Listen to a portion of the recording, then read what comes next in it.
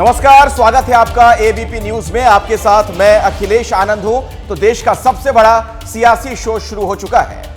नमस्कार, बहुत स्वागत है आपका। मैं हूं आपके साथ दीपा बाफिला। बहुत बहुत स्वागत। और आप देख रहे हैं पॉलिटिकल पावर सेंटर। क्या कांग्रेस और एनसी में खटपट हो गई है? पूरी खबर आगे आपको दिखाएंगे।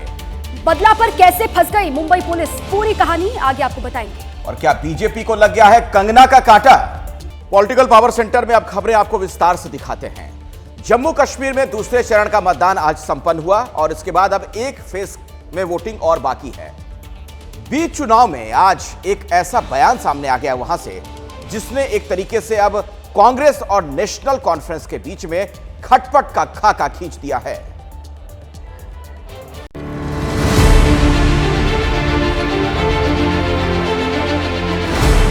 जमहूरियत की जंग का दूसरा फेज खत्म हो गया है। सूबे की 26 सीटों पर वोट डाले गए हैं, जहां 239 उम्मीदवारों की किस्मत का फैसला जनता ने कर दिया है।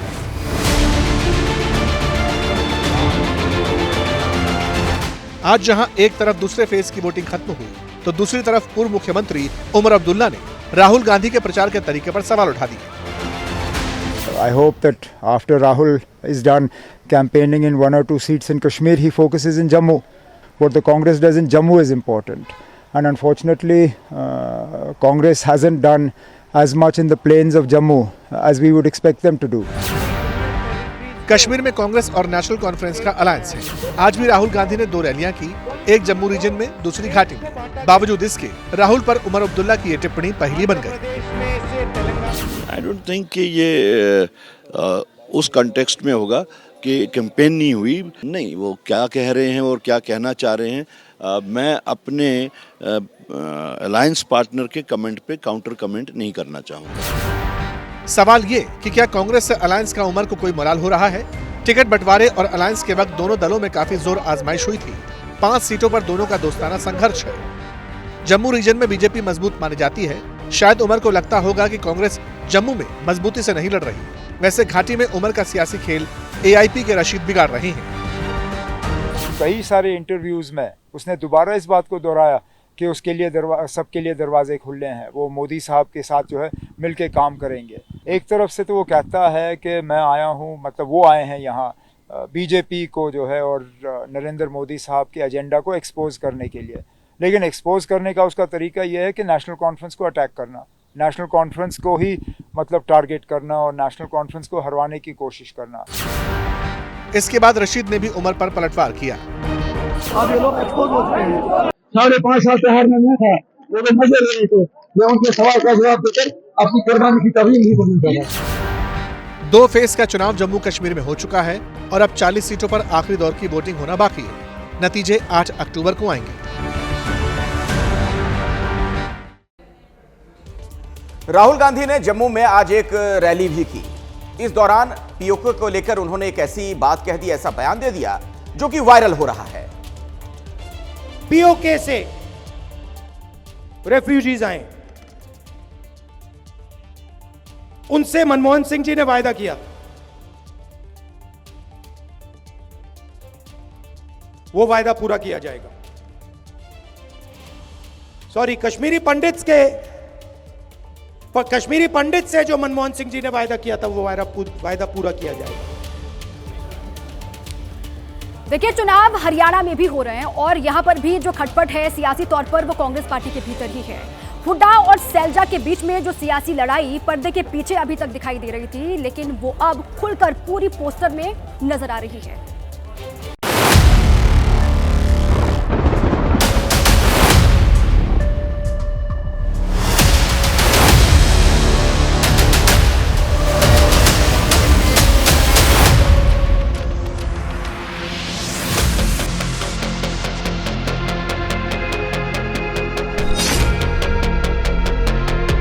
सबको पता है सैलजा कांग्रेस की और कांग्रेस ही रहेगी।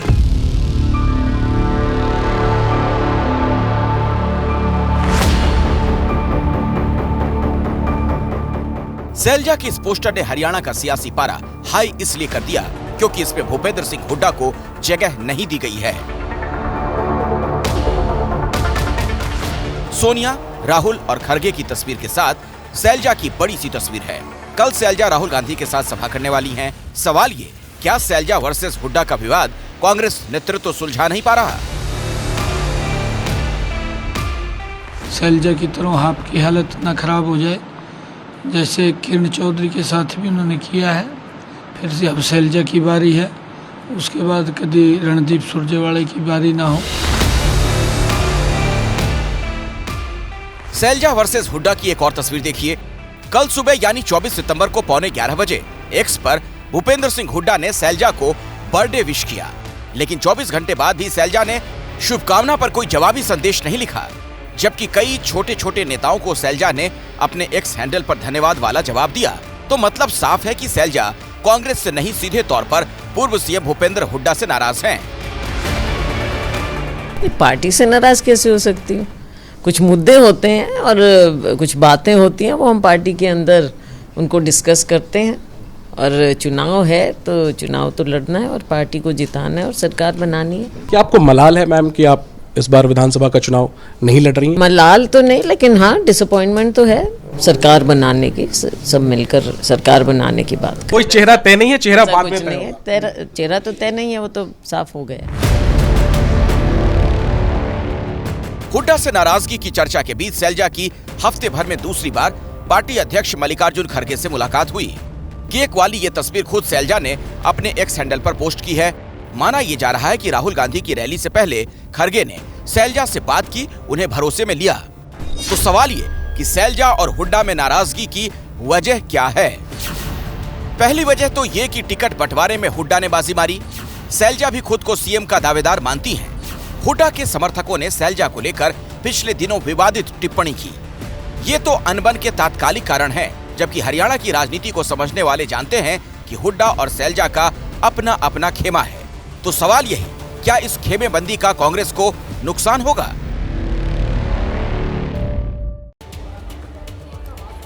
देखिए, कुमारी सैलजा को मनाना कांग्रेस पार्टी के लिए मजबूरी क्यों है, इसको लेकर कुछ डिटेल्स है हमारे पास, वो आपको जल्दी से हम बता दें। देखिए, राज्य की कुल आबादी में करीब 21% दलित आबादी है, जिस समुदाय से कुमारी सैलजा आती हैं। जाट के बाद सबसे ज्यादा दलित वोटर हैं हरियाणा में, और साथ ही साथ राज्य में 17 सीटें दलितों के लिए यहाँ पर रिजर्व हैं, आरक्षित हैं। 90 में से 35 सीटों पर दलितों का यहाँ पर प्रभाव माना जाता है, और इसीलिए भी हर पार्टी ये कोशिश कर रही है कि दलित वोट जो है वो उनके साथ आ जाए। लोकसभा में कांग्रेस गठबंधन को 68% दलित वोट मिले थे, और अब बारी विधानसभा चुनाव की है। दलित वोटों की दावेदारी अलग अलग पार्टियों की ओर से की जा रही है, और इसीलिए कांग्रेस कुमारी सैलजा की नाराजगी को मोल लेने के मूड में दिखाई नहीं दे रही है। अखिलेश जी बिल्कुल। और अब आज की बड़ी खबर है महाराष्ट्र से, जहां पर बदलापुर के आरोपी का एनकाउंटर जो है विवादों में आ चुका है। एक तरफ सरकार में बैठे लोग हैं जो इस पर पॉलिटिकल माइलेज लेने की कोशिश करते नजर आए, लेकिन दूसरी ओर बॉम्बे हाईकोर्ट ने इस पर तल्ख टिप्पणी की है। कोर्ट ने तो यहां तक कह दिया कि हम इसे एनकाउंटर नहीं मानते।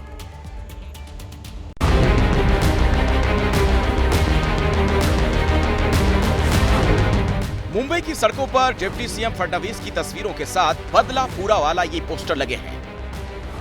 पोस्टर में ये संदेश देने का प्रयास किया गया, बदलापुरा कांड के आरोपी अक्षय शिंदे को कथित एनकाउंटर में मारकर बदला लिया गया है।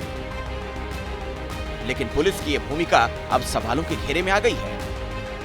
परिवार फर्जी मुठभेड़ का आरोप लगा रहा है। आरोप लग रहे हैं कि चुनाव को देखते हुए अक्षय की हत्या की गई।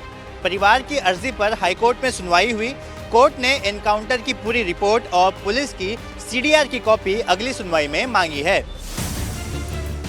सुनवाई के दौरान कोर्ट में क्या क्या हुआ, अब उसे समझाते हैं। कोर्ट ने पूछा, अक्षय शिंदे को गोली कहां लगी है? सरकारी वकील ने बताया, दाईं तरफ सर में लगी और बाईं तरफ से निकल गई। कोर्ट ने फिर पूछा, क्या अक्षय शिंदे ने पिस्टल निकाली और लोड किया? वकील ने बताया, पुलिस के साथ हाथापाई में अनलॉक हुआ था। कोर्ट ने पूछा कि नॉर्मली क्या सिर में गोली मार देते हैं या पैर या हाथ में? वकील ने बताया, फायरिंग हुई तो 2 पुलिस वाले पीछे भागे। इंस्पेक्टर संजय शिंदे की त्वरित प्रतिक्रिया थी। कोर्ट ने कहा कि ओवर पावर करना चाहिए था, सिर में गोली मार दी, इसे हम एनकाउंटर नहीं कह सकते। वकील ने जवाब दिया कि इसीलिए हमने एडीआर दर्ज किया है। कोर्ट ने पूछा कि क्या उस टीम का कोई पुलिस वाला आज कोर्ट में है? वकील ने ना में जवाब दिया। साफ है कि कोर्ट ने एनकाउंटर को लेकर न सिर्फ सवाल उठाए, बल्कि इसे एनकाउंटर मानने से इनकार कर दिया।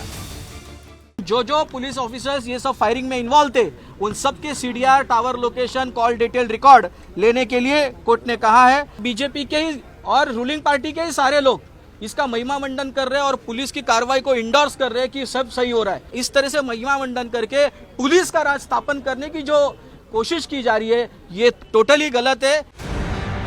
सरकार के आदेश पर सीआईडी की टीम एनकाउंटर की जांच कर रही है। 23 सितंबर शाम 5:30 बजे से 6:30 बजे के बीच की घटना है जब पुलिस वैन में बदलापुर रेप केस के आरोपी अक्षय शिंदे का एनकाउंटर हुआ। इस घटना में पुलिस वाले भी जख्मी हुए थे जिनसे अस्पताल जाकर एमएनएस प्रमुख राज ठाकरे की पत्नी शर्मिला ने मुलाकात की है। सीनियर इंस्पेक्टर संजय शिंदे के साथ एपीआई नीलेश मोरे और अभिजीत मोरे का इलाज ठाणे के जुपिटर हॉस्पिटल में चल रहा है। बदलापुर के आरोपी अक्षय शिंदे के एनकाउंटर के समय पुलिस वैन में जो पुलिस वाले मौजूद थे उन्हें एमएनएस की तरफ से 51,000 रुपए इनाम दिया गया। पुलिस वालों ने इनाम के पैसे नहीं लिए बल्कि उसे चाइल्ड वेलफेयर कमेटी को डोनेट करने को कहा है। और अब बात जातीय गणना की, जिसको लेकर खूब सियासी बयानबाजी भी की जा रही है। इसी को लेकर केंद्रीय मंत्री और एलजेपीआर के प्रमुख चिराग पासवान ने जो बयान दिया है उससे एनडीए के ही कई साथी असहज हो गए।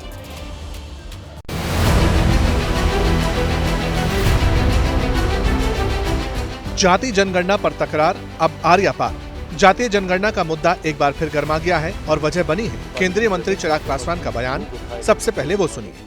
मैं भी इसका पक्षधर हूं और उस वक्त भी जब राज्य में इस विषय को लाया गया था उस वक्त भी अलग होने के बावजूद भी मैंने इसका समर्थन किया। और मुझे लगता है कि जाति की आबादी कितनी है ये जानकारी मुझे लगता है सरकारों के पास होनी चाहिए ताकि उसके अनुपात में राशि आवंटित की जाए। सामाजिक तौर पे इसको सार्वजनिक करने का मैं पक्षधर नहीं हूँ। मैं मानता हूँ कि आंकड़े सिर्फ सरकार के पास होने चाहिए, योजनाओं की ड्राफ्टिंग में इसका लाभ होगा, बट हाँ जब सार्वजनिक होते हैं तो कई बार उससे भेदभाव बढ़ता है। चिराग का यह बयान सामने आया तो घमासान मच गया। विपक्ष तो सवाल उठा ही रहा है, ऊपर से नीतीश कुमार की जेडीयू ने भी चिराग के बयान पर सवाल उठा दिए। सब कुछ प्रकाशित होना चाहिए, सब कुछ पारदर्शी होना चाहिए। सब कुछ जब पारदर्शी हो रहा है तो बिल्कुल पारदर्शी भी बनाया जाना चाहिए और सिर्फ आंकड़े प्रस्तुत करने से नहीं होता है, उसके लिए काम करने से होता है। जैसा काम बिहार की सरकार, बिहार के मुख्यमंत्री ने किया। जब एनडीए के साथ ही जेडीयू ही चिराग के आंकड़े सार्वजनिक नहीं करने वाले बयान पर सवाल उठा रही है तो आरजेडी कहां पीछे रहने वाली थी। उसने भी चिराग के खिलाफ मोर्चा खोल दिया। जब सार्वजनिक होगा तभी ना उसके अनुसार योजना बनेगी कि कौन लोग हैं आज अंतिम पंक्ति में, कौन लोग मजदूरी कर रहे हैं, कौन लोग आज रिक्शा चला रहे हैं। जातीय जनगणना का जो उद्देश्य है, जो मतलब है, वो तभी पूरा होगा। नीतीश कुमार ने बिहार में जातीय गणना करवाकर उसके आंकड़े भी सार्वजनिक किए थे। बिहार के बाद बाकी राज्यों से भी देशव्यापी कास्ट सर्वे की मांग उठती रही है। चिराग के बयान पर बिहार से शुरू हुआ घमासान अभी थमने की बजाय बढ़ता नजर आ रहा है। बड़ी खबर आ रही है, महाराष्ट्र में कल शाम एनडीए की एक बड़ी बैठक होनी है। आपको बता दें कि दरअसल गृह मंत्री अमित शाह 2 दिनों के दौरे पर थे। उनके दौरे के बाद ये अहम बैठक होने जा रही है जिसमें सीट बंटवारे का जो पेच है वो सुलझ सकता है। इस बैठक में सीएम एकनाथ शिंदे के साथ ही दोनों डिप्टी सीएम भी रहेंगे। 90 सीटों पर दरअसल मतभेद है और उसी पेच को सुलझाने की कोशिश की जाएगी। तमाम बड़े नेताओं को भी इसमें आमंत्रित किया गया है। पार्टी के जो प्रदेश अध्यक्ष हैं वो भी इसमें सम्मिलित होंगे। क्या कंगना का कांटा लग गया बीजेपी को? कृषि कानून को वापस लाने की बात कहकर कंगना रनौत ने क्या सेल्फ गोल कर दिया? जिस तरीके का बयान उन्होंने दिया उसके बाद उन्होंने सफाई भी दे दी, यू टर्न भी उन्होंने ले लिया, लेकिन ऐसा लग रहा है कि इससे मुश्किलें कम नहीं होने वाली हैं, ना कंगना की ना बीजेपी की। तो क्या बीच चुनाव में यह कोई बड़ा मुद्दा बनने जा रहा है?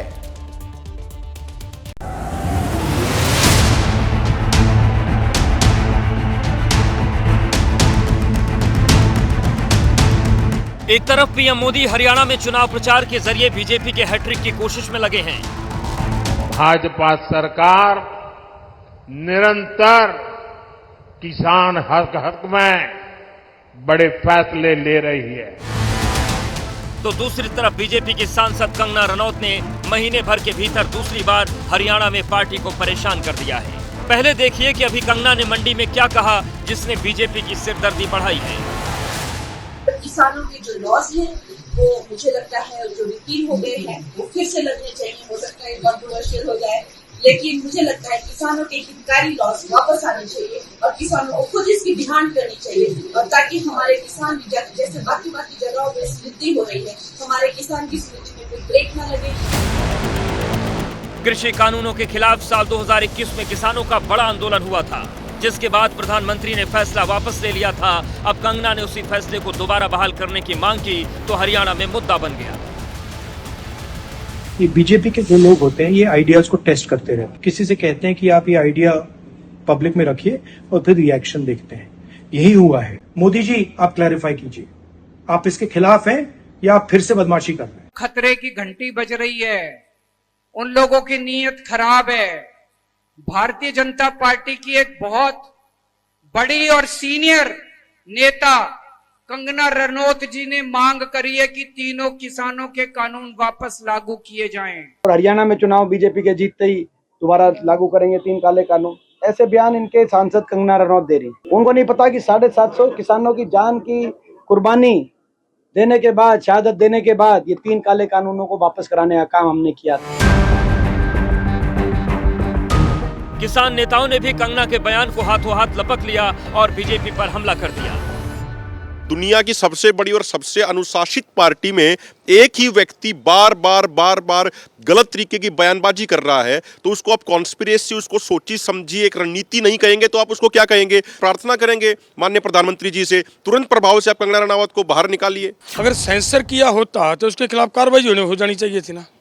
फिर से जब बयान आया उसका तो नहीं हुआ, तो इसका मतलब सेंसर वेंसर कुछ नहीं किया। दिल्ली भी आ रहे, हम भी आ रहे, फैक्ट्री भी आ रहे, और फिर आ जाए हमें इसका लगाम या सरकार लगावे, नहीं हम लगा दें लगाम जाड़ा हम खूब जाओ। किसान संगठन और ये लाखों ट्रैक्टर और ये दिल्ली यहीं पर है, दोबारा इसको घेरने का काम कर देंगे। हाल ये हो गया है कि बीजेपी को सफाई देनी पड़ गई कि बयान कंगना का है, बीजेपी का नहीं। मैं बिल्कुल स्पष्टता से कहना चाहता हूं, ये बयान कंगना रनौत जी का व्यक्तिगत बयान है एवं भारतीय जनता पार्टी की तरफ से ना कंगना रनौत जी ऐसा कोई बयान देने के लिए अधिकृत है और ना ही उनका बयान जो पार्टी की सोच है 3 कृषि कानूनों को लेकर उसको दर्शाता है। कंगना के फिल्मी मित्र और केंद्रीय मंत्री चिराग पासवान ने भी उन्हें सलाह दी है कि इस तरह के बयान देने से बचना चाहिए। कंगना का अपना व्यक्तिगत स्टेटमेंट हो सकता है एंड ज़रूरी नहीं है कि हर स्टेटमेंट में आप कमेंट करें, ये उनकी अपनी सोच हो सकती है। बट जब तक अधिकृत तौर पर उनकी पार्टी की तरफ से कोई ऐसी बात नहीं आती, मुझे नहीं लगता कि किसी भी हर बयान पे कोई भी टिप्पणी करके उस कंट्रोवर्सी को बढ़ाने का कोई मकसद है। बाद में कंगना को भी लग गया कि उन्होंने पार्टी का भला नहीं किया है, लिहाजा वीडियो संदेश जारी कर सफाई दी और अपना बयान वापस लिया। मेरी इस बात से बहुत सारे लोग निराश हैं और डिसअपॉइंटेड हैं। मुझे ये बात भी ध्यान रखनी होगी कि मैं अब एक कलाकार नहीं, भारतीय जनता पार्टी की कार्यकर्ता हूँ और मेरे ओपिनियंस अपने नहीं होने चाहिए, वो पार्टी का स्टैंड होना चाहिए। तो अगर मैंने अपने शब्दों से और अपनी सोच से किसी को डिसअपॉइंट किया है, मुझे खेद रहेगा।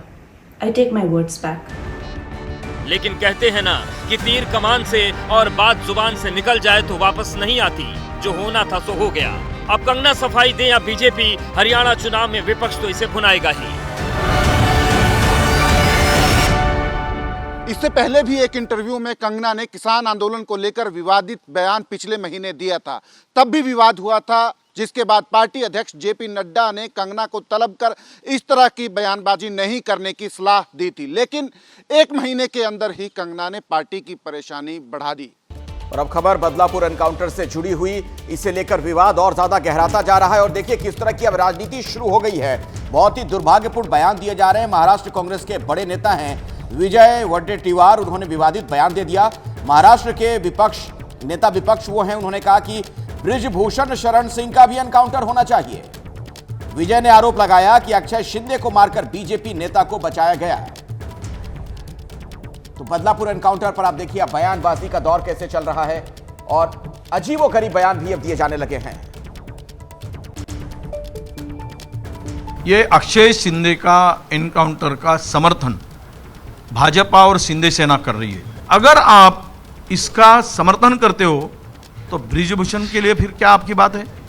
जिस महिला पहलवानों का शोषण किया था, अत्याचार किया था, 40-45 दिन ये बच्चियां हमारी रो रही थी, पूरा देश देख रहा था, और उनके मुंह में ये ब्रिजभूषण ने हमारे साथ में अन्याय किया, अत्याचार किया, शोषण किया करके चिल्ला रही थी, तब कहाँ गई थी तुम्हारी नीति में?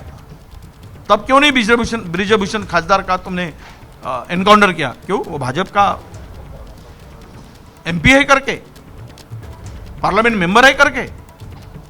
अगर कानूनन दोषी वो है तो वो भी है। वैभव परब इस बीच मेरे साथ जुड़ गए हमारे सहयोगी, सीधे उन्हीं के पास मैं आपको लिए चलता हूं। वैभव, आखिर ये विमर्श कहां जा रहा है?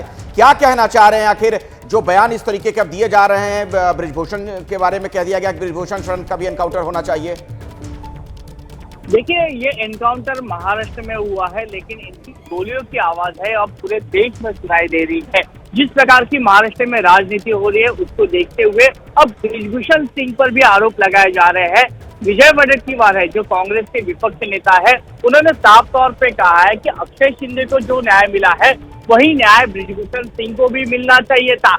आखिर अक्षय शिंदे का अगर एनकाउंटर होता है तो ब्रिजभूषण का भी होना चाहिए था, क्योंकि ब्रिजभूषण सिंह पर भी जिस प्रकार के आरोप लगे थे उस प्रकार के आरोप भी अक्षय शिंदे के ऊपर भी लगे थे। तो ये न्याय कानून कौन सा है कि वो भाजपा का पूर्व सांसद होने की वजह से उनको अलग से न्याय दिया गया है, और जो अक्षय शिंदे का एनकाउंटर किया गया है उसके पीछे कहीं ना कहीं भाजपा के बड़े नेता हैं उनको बचाने के लिए किया गया है। यानी सीधा रूप है यहाँ पे तो कांग्रेस भाजपा की तरफ है, और भाजपा को प्रोटेक्शन करने के लिए यहाँ पे महाराष्ट्र में एकनाथ शिंदे ने अक्षय शिंदे का एनकाउंटर किया गया है।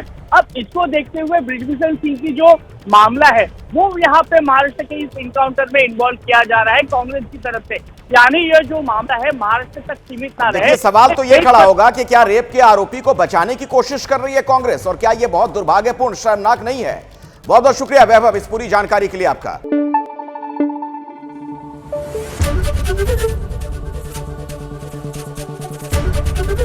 एबीपी न्यूज आपको रखे आगे।